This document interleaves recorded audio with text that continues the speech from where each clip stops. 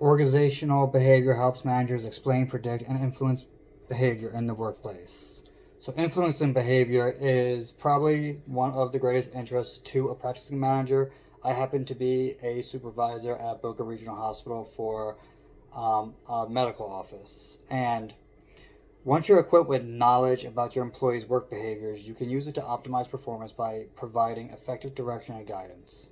This explains why managing organizational behavior is so important to today's organizations. Not everybody sees it that way, not everybody does it. However, I tend to agree with this.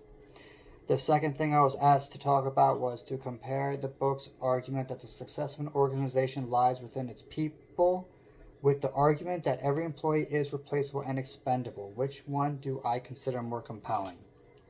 I personally believe everyone is absolutely not expendable and replaceable. There's a lot of controversy over this, and I've heard 100,000 times, you're replaceable, you're just a body, and that's not true. It's a lot easier to find bodies to do meaningless work that nobody cares about. However, when it comes to certain positions or when it comes to certain people, certain skills, certain hospitable traits, not everything can be learned. There are some things that come with the territory of personality. So you can hire 10 people to do the work of one person, or you can hire that one person to do the work of 10 people. I, for example, always replace about 3 people at every job I went to. So, for example, at a vascular practice I worked at, there was a front desk person, a checkout person, and an authorizations person. Once I came in, I learned the job of the front desk, the checkout, and the authorizations. Once people quit, I actually assumed all 3 roles, and I became a one-man band. And that is again, why I say not everybody is replaceable, because when I did end up getting promoted and leaving, one person could not handle that work volume.